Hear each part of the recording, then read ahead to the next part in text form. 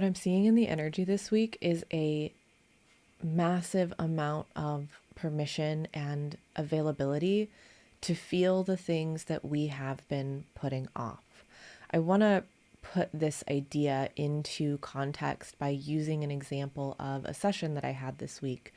In this session, I had a client who was getting ready to take a big trip to go on a big business venture, and she was feeling incredibly overwhelmed. And we hopped on our call, and what I noticed was that while part of what her energy body was asking for was clearer boundaries around this trip, it was almost impossible to feel regulated and safe enough to set those boundaries because the energy that was pushing on her was so much bigger than the energy of the actual reality of the need of these boundaries. The energy that was pushing on her was ancestral energy. And what has been done to human bodies, especially to white bodies, is we have been so put into a mold where it's incredibly difficult to feel uncomfortable. We struggle to be with discomfort. And so when we get this push from these ancestral energies that are so much bigger and heavier than the reality of our present time situation, we shut down, we freeze. Polyvagal theory does a really good job of putting this into a picture of what happens when energies that are bigger than what we are logically able to grasp in the present moment start to try to move through us. With polyvagal theory, there is that laddered structure of what happens in the nervous system where there's the freeze or fawn response, there's a fight or flight response, and then there's an ideal state of regulation and connection. I like that as an image, but I'm moving away from it in my personal theory because I heard this spoken about by Dr. Seja. She's a metaphysical teacher on social media platforms. She has a great YouTube channel and a great TikTok. Regulation is just a picture of needing the nervous system to behave in a particular way. And when I heard her speak about this, it landed for me so deeply because what I believe we should be creating in our bodies as human beings as we prioritize the ability to come alive is not regulation.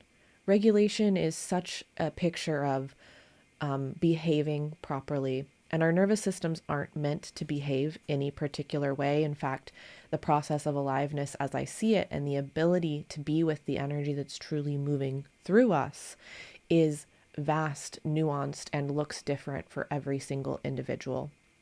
So, in this example of this client, what she was really encountering as she was preparing for a big trip ahead was where the emotional currency of what was being asked of her felt too hard to metabolize. And this is because a majority of what she was trying to metabolize was coming through ancestral information. It was coming through subconscious programming from childhood. It was not truly in the present moment.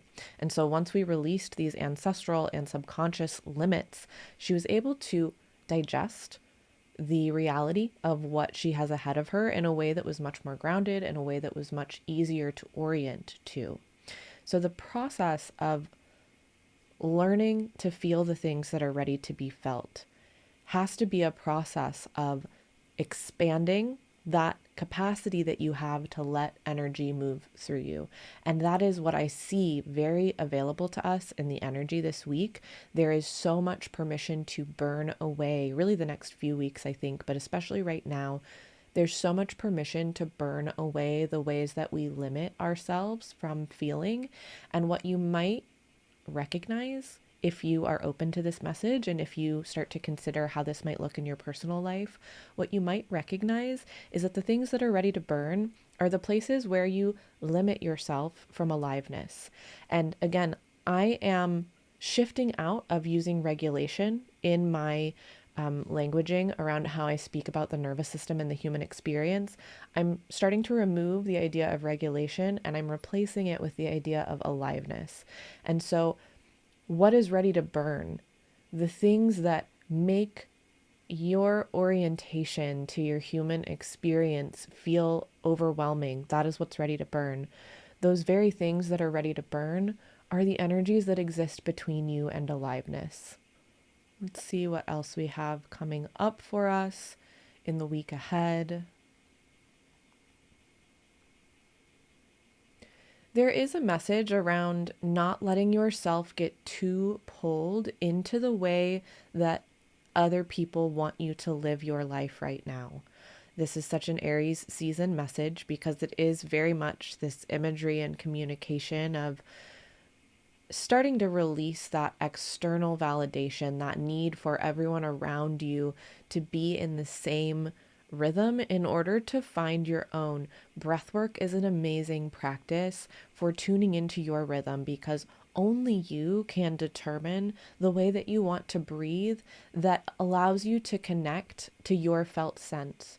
The way that you breathe is directly responsible for how much you can experience and recognize the sensations that move through your body. And the sensations that move through your body are the way that you communicate with your aliveness. I want to invite a quick practice. Would you notice your breath? And you might inhale through the nose and see where the breath goes. If the breath goes to the chest, you are probably holding on to a lot of energy that's not yours.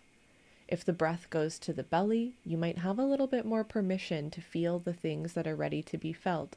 So wherever the breath goes, just take a moment to recognize that, to feel into how you experience that. And then in your own time, in your own rhythm, because again, breathwork is such a valuable skill and tool to cultivate because it allows you to find your rhythm of how you want to orient to your life. In your own time, you might start to invite the breath to flow a little deeper, a little more fully into the belly. You might let the belly soften. You might notice that in order to do that, you have to relax the shoulders, you have to relax the jaw, you have to relax any tension in the neck. Seeing how you want to let your breath flow into the belly. And if you have some experience with breath work, you might also start to expand through the ribs. I find that expanding through the ribs is a point of expansion that takes a little bit more time to cultivate. So if that doesn't make sense or it's not available to your body, that is okay. But seeing if you can take your breath out of the chest, out of the shoulders, and send it fully into the belly, or maybe a little into the belly. I invite you to continue breathing in and out through the nose as you watch the rest of this video, if you're still here.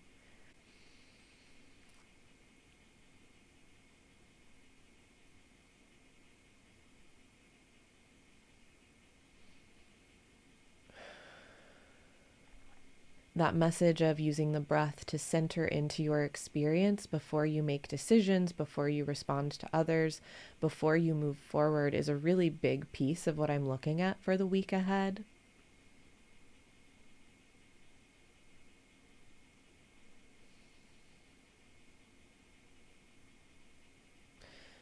There's also a message coming through this week about mind mind junk. And the word that I really want to use is mind porn, because one of the things that keeps us from our aliveness is getting stuck in the mental loops, giving too much of our energy to trying to figure things out through the mind. It is addicting. It is highly intoxicating. It has an illusion of fulfillment, but it's never going to give you your answers. And so if you find yourself getting caught in the mind stimulation, the mental stimulation, that is an indication that you are ready to consider this idea of aliveness. And the first step in considering your idea of aliveness is to ask yourself questions about what you enjoy, what makes you come alive. The answers, I find, are much simpler than our minds want to believe. Our minds, again, want to go into that mental stimulation where there's all of these stipulations around what aliveness is. But ultimately, aliveness is the ability to sit and be present with your reality. So the question of what makes you feel alive is actually a question of where can you be the most present. That is the thread that I invite you to pull this week as you consider how to cultivate more of your aliveness, which is a term that we are using to reframe the idea of regulation. You do not need to be regulated. You should be angry right now, but ultimately, what you need is to come alive. If you'd like more resources for cultivating your aliveness, I have weekly somatic classes where we explore this. I also have one-on-one mentorship where you are going to get a very personalized one-on-one experience with pulling out the ancestral energies that make aliveness feel too overwhelming, too daunting, too heavy. And I also have psychic development classes that you can explore. Everything should be linked in the description of this video. Please feel free to leave a comment or ask any questions that came up for you as you were watching. And I hope that your week is full of opportunities to feel alive.